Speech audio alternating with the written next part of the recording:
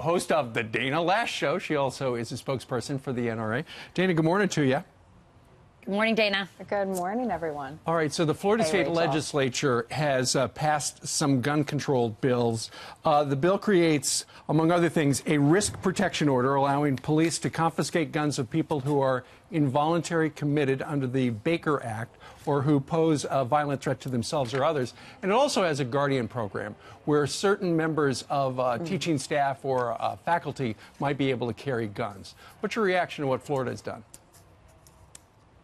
Well, you know, I always support school districts and teachers and parents coming together to determine how to best address their school security issue. And this is something that schools all across America are going to have to determine on a case-by-case basis. I would caution everyone that there's no one-size-fits-all for schools when it comes to security, because every school is different, locations are different, you know, parents and teachers are different, and some teachers may feel more comfortable than others training and carrying in school. Right. And of course, you want teachers, if they want to carry, if they voluntarily want to, it's not something that should be mandatory, and they go in for training and they feel comfortable doing that at school, then that should definitely be something that's available to them. And also getting rid of gun-free zones. I mean, once again, I just want to throw the statistic out that since 1950 to July of 2016, 98.4% of mass shootings, these mass casualty incidents, have taken place in gun-free zones. So this is the one thing that we immediately first need to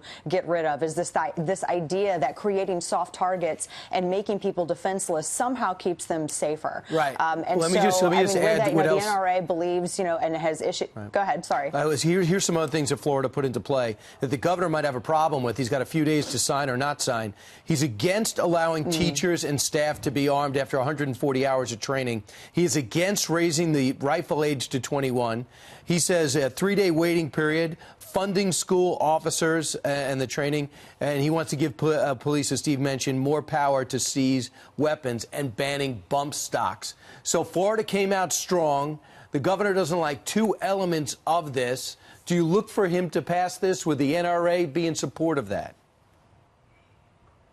I'm not exactly sure what he is going to do. I know the NRA has come out already, and we've issued a statement opposing increasing the age to purchase long guns, simply because a 2-year period doesn't solve psychosis. And furthermore, you'd be disenfranchising. You would be rendering defenseless a lot of individuals out there who live alone, who are young adults. And it seems insane to me and to millions of NRA members, by the way, many of whom are young adults also. It seems crazy to put their liberties on the chopping block after the systemic failures of government. I mean, for crying out loud, the FBI, the acting deputy director, David Bodick, just came out and briefed members of Congress saying that, yes, the FBI did fail to follow up on 2 tips, and saying that, yes, they did get enough information from one of those tips that they should have acted through their Miami field office, and they didn't. But yet we're talking about punishing innocent millions of law-abiding gun owners for the failures of government to enforce the laws that exist that would have prevented this tragedy. Right. And despite those failures, the NRA right now is being seen as the bad guy in this situation. In fact, the Connecticut governor just called you a terrorist organization. Take a look at this. The NRA as it exists today is a far cry from the NRA that in 1999 said teachers shouldn't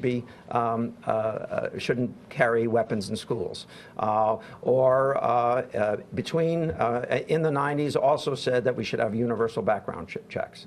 They have in essence become a terrorist organization. So are you a terrorist?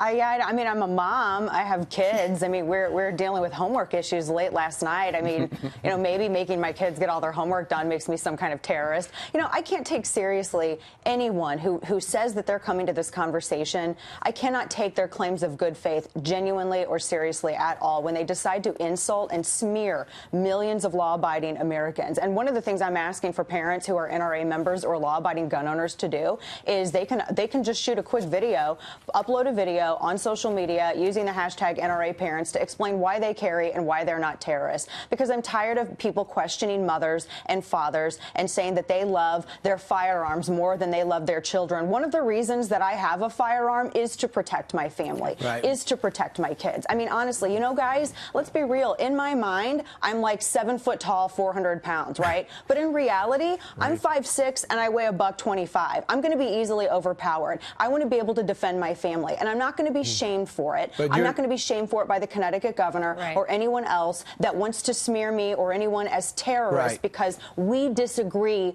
with him and we have a different way of protecting our families. But you're not against universal background checks, though, right?